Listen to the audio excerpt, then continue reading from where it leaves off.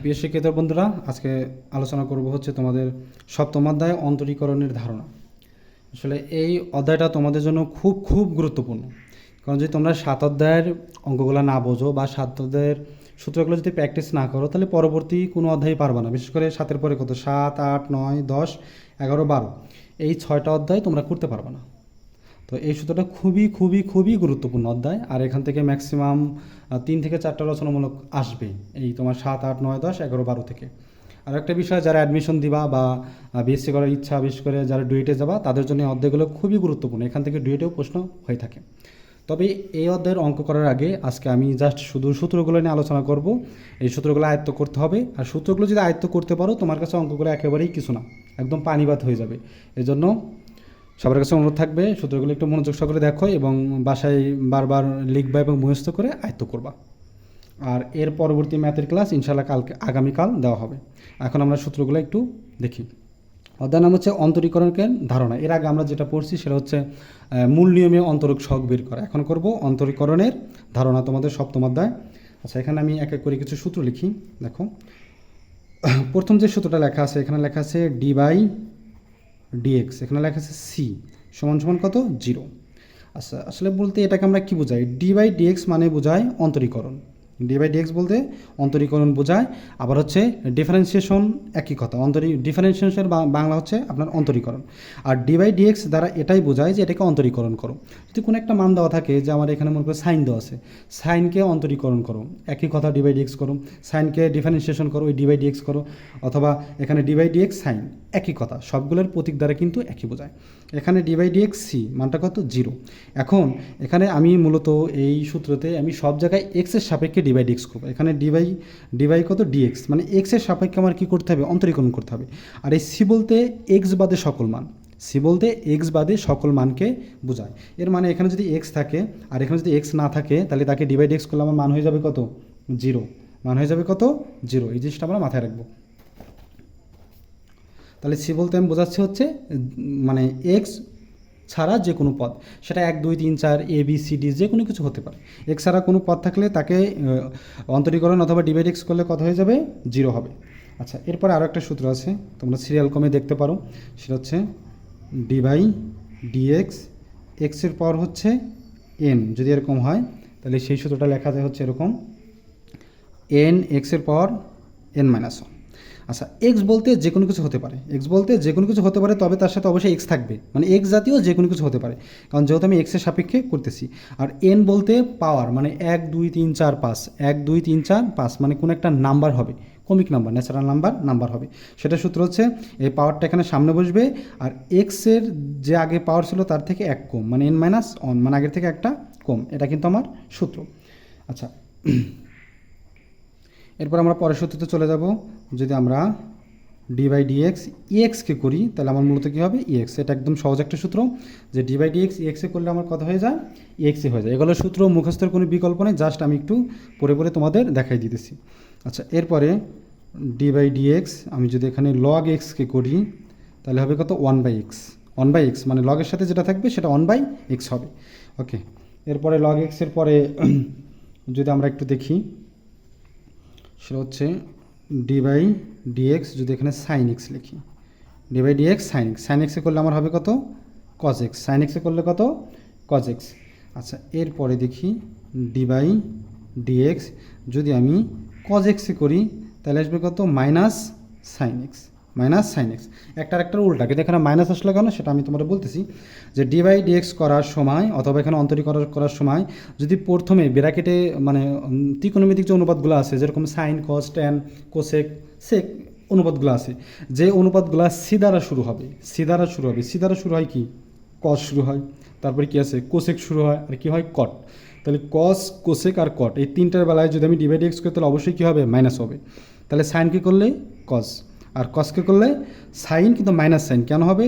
এই যে এখানে তো বলছি dx করার সময় যদি আমি প্রথমে সি জাতীয় কোনো কিছু পাই, অনুপাতের সি জাতীয় পাই, সি জাতীয় বলতে কস এবং কট এবং কোসেক, এই তিনটা পেলে তাদের এখানে কী হবে? মাইনাস হবে। আচ্ছা, এরপর আরও একটা দেখি, ইম্পর্টেন্টগুলোই লিখি। dx যদি আমি সেক এক্সকে করি, সেক এক্সকে যদি ডি বাই ডি এক্স করি তাহলে এখানে তোমার হবে হচ্ছে sec x into tan x, sec x into tan x, sec x into tan x. এরপর আরও একটা আছে যে ডি বাই ডি এক্স, এখানে যদি এক্সকে করি, এক্সে করলে কত হবে 1, মানে এখানে যা আছে এখানে তাই। যদি এখানে এক্সের সাপেক্ষে এক্সকে করি তাহলে মান হবে কত 1, আর যদি এখানে পি সাপেক্ষে পিরে করি তাহলে মানটা হবে কত 1। জাস্ট এটা মিলে গেলে মানটা হবে 1। এখানে এক্স বলতে যে কোনো কিছু মান সেটা না, এখানে এক্স বলতে এক্সই বোঝাচ্ছে, অন্য কোনো কিছু না।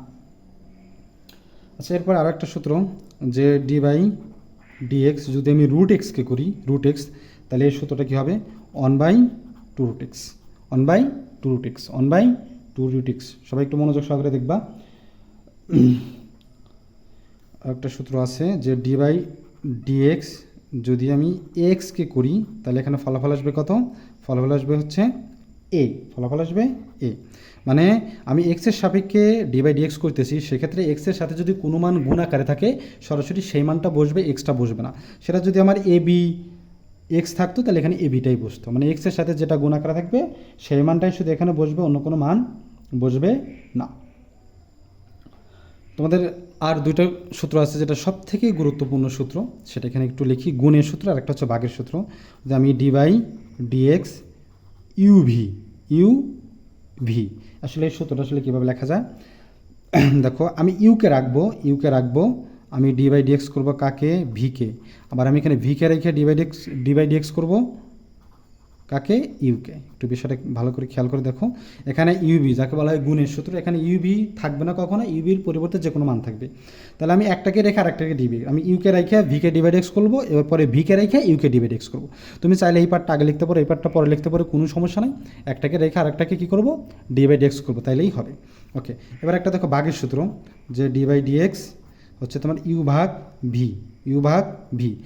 এটা কিন্তু এরকম ছিল যে গুণের সূত্র আমি চাইলে উলটপালট করতে পারি, কোনো সমস্যা নাই, তবে ভাগের সূত্র তা না। ভাগের সূত্র ঠিক যেরকম আছে সেরকমই লিখতে হবে। ভাগের সূত্রে হচ্ছে এরকম, নিচে যে মান আছে সেই মানটাকে নিচে স্কোয়ার দিতে হবে, নিচে যে মান আছে সেই মানটাকে আমার কী করতে হবে, স্কোয়ার দিতে হবে। এবং এই মানটাকে আমার আগে রাখতে হবে, নিচের মানটাকে রাখতে হবে। তারপরে উপরের মানটাকে আমার কী করতে হবে, ডি বাই ডি এক্স করতে হবে। তারপরে কী করবো, মাইনাস, এখন উল্টায় দাও, তাহলে উল্টায় দিলে কত, ইউকে আমি রাখবো, ডি বাই ডি এক্স করবো কাকে, ভিকে, ডিভাইড এক্স করবো কাকে, ভিকে, ডিভাইড এক্স করবো কাকে, ভিকে। তো এটা মনে রাখার একটা বিষয় যে ভাগের সূত্রে যেরকম ভি হয় না, ভি মানে এখানেও ভি লাস্টেও ভি, জাস্ট এই ভি আকারে ভিটা বসবে। এখানে ভাগের সূত্র এরকমই করতে হবে, এইটা আগে বা এইটা পরে দেওয়া যাবে না, কোনোভাবেই দেওয়া যাবে না। আমি আবারও বলি, ইউ বাই ভি যদি থাকে নিচে যেটা থাকবে সেটাকে নিচের উপর মানটাকে স্কোয়ার করবো, আর উপরে আমি নিচের মানটাকে আগে রাখবো, উপরটাকে ডিভাইড এক্স করবো মাইনাস, তারপর উপর উল্টাই দেবো, উপরটাকে রাখবো, পরটাকে আমি কী করবো, ডি বাই ডি এক্স করবো। তো মোটামুটি এখানে যে কটা সূত্র লিখছে এই কটা সূত্র সব থেকে বেশি গুরুত্বপূর্ণ, তবে অনেকগুলো সূত্রই লাগবে। তো আমি পরবর্তী আরও সূত্রগুলো আলোচনা করি, সবাই তোমরা দেখার চেষ্টা করবা। আচ্ছা, এর পরের সূত্র হচ্ছে যে ইনভার্সের সূত্রগুলো যেখানে আছে, যে দেখো ডি বাই ডি এক্স যদি আমি এখানে sine inverse x d by D x, যদি সাইন ইনভার্স এক্সকে আমি ডি বাই ডি এক্স করি, এর আগে কিন্তু আমি পড়ছিলাম সেটা শুধু সাইনকে করছিলাম, সাইন ইনভার্স না, দুটা কথা কিন্তু এক না। তাহলে D by D X sine inverse এক্সকে যদি আমরা ডি বাই ডি এক্স করি তাহলে হবে 1/√1 মাইনাস কত, এক্স স্কোয়ার, এটা আমার সূত্র। যদি আমি ডি বাই ডি এক্স যদি আমি কজ ইনভার্স এক্সকে করি তাহলে আমার সূত্র হবে একই কথা, জাস্ট খালি একটা মাইনাস বসবে, 1 মাইনাস এক্স স্কোয়ার। তাহলে এখানে কী বসবে, একটা মাইনাস বসবে। কেন মাইনাস বসবে, আমি তো বলছিলাম যে সি জাতীয় যদি কাউরে আমি ডি বাই ডি এক্স করে তাহলে অবশ্যই কি পরবর্তীতে কী বসবে, আমার মাইনাস বসবে, কী বসবে, মাইনাস বসবে। আচ্ছা, এরপরে দেখে আরও একটা দেখার চেষ্টা করি যে tan inverse d by D x আমি যদি ট্যান ইনভার্সে করি তাহলে হবে 1/1 plus x square, 1/1 plus x square. আচ্ছা, এবার যদি কটকে করি তাহলে ডি বাই ডি এক্স, তাহলে এখানে কি কট ইনভার্স এক্স। দেখো ট্যানে যা হবে কটে তাই হবে, জাস্ট একটা কী বসবে, এখানে একটা শুধু মাইনাস বসবে, একই কথা, জাস্ট একটা মাইনাস বসবে। এখানে সাইনে যা হবে কসেও তাই হবে, জাস্ট একটা কী হবে, মাইনাস বসবে, মানে একটা পারলে আরেকটা কিন্তু পারা যায়। আপাতত তোমাদের ওইভাবে আর সূত্র লাগবে না, তবে একটা সূত্র আছে একটু দেখাই দিই, এগুলো যাতে সূত্রগুলো তোমার বাসায় প্র্যাকটিস করো। ডি বাই ডি এক্স যদি ইর পাওয়ার এক্স হয়, তাহলে এখানে এই এক্সের পর যেটা থাকবে সেটা সামনে বসবে, ইর পর এক্স। বিষয়টা এরকম, এখানে ইর পর এক্স এর আগে শিখছিলাম, ইর পর এক্স হলে কী হয়, তাকে এক্সই হয়। এখানে ইর পর এক্স, তাহলে ইর পর এক্সই হবে, কিন্তু এক্সের আগে যে সহগগুলো থাকবে সেটা সামনে বসবে। এর সহগ আমার কিছু ছিল না, ওয়ান, তাহলে ওয়ান লেখার দরকার ছিল না। আর এখানে যেহেতু এ আছে তাই এ বসবে, যদি এখানে থ্রি থাকতো সামনে আমার থ্রি বসতো। আরেকটা বিষয় যে ডি বাই ডি এক্স, এখানে যদি আমি লিখি যে সাইন এক্স, কী লিখবো, সাইন এক্স। এখন এখানে আমরা পড়ছিলাম কিন্তু সাইন এক্স, এখানে কিন্তু কী আছে, সাইন এক্স। এখানে যদি কোনো সহগ থাকে সে সহগটা কী আকারে বসবে, সবসময়ের জন্য গুণ আকারে থাকবে। তাহলে এখানে এটা আমি সামনে লিখবো, সাইনকে করলে কথা হয় কজ, তাহলে কজ এক্স, সাইনকে করলে কথা হয় কজ এক্স। তারপরেও যদি কোনো সূত্রতে আমার বলতেটি হয় অবশ্যই সংশোধন করবা, মূলত এখানে বইতে যা আছে সেগুলো একটু ভালো করে দেখবা। তোমাদের এই সপ্তম অধ্যায়ের আজকে শুধু আমি সূত্র নিয়ে আলোচনা করলাম, নেক্সটে ইনশাল্লাহ ম্যাথগুলো আলোচনা করব। তবে অবশ্যই সূত্রগুলো পারতে হবে, এই সূত্রগুলো যদি না পারো তাহলে আমার ম্যাথে তুমি কিচ্ছু বুঝবা না, ম্যাথে কোনো কিছুই বুঝবে না। এখানে প্রত্যেকটা সূত্রই আমার মুখস্থ করতে হবে, এর কোনো বিকল্প নাই। বিশেষ করে প্রথমে এই কয়টা আর এখানকার এই দুইটা, এগুলো অবশ্যই ভালোভাবে আয়ত্ত করতে হবে। এগুলো এরকম পড়তে হবে, এরকম যে এই লগ এক্সকে ডিভাইড এক্স করলে কত হয়, এটা এখানে ডিভাইড এক্স জাস্ট একটা ফর্মুলা। ডিভাইড এক্স বলতে কী বোঝায়, অন্তরীকরণ অথবা ডিফারেন্সিয়েশন। এটা দ্বারা শুধু ডিভাইড এক্সের মানে এটা লিখিত রূপ আর কি।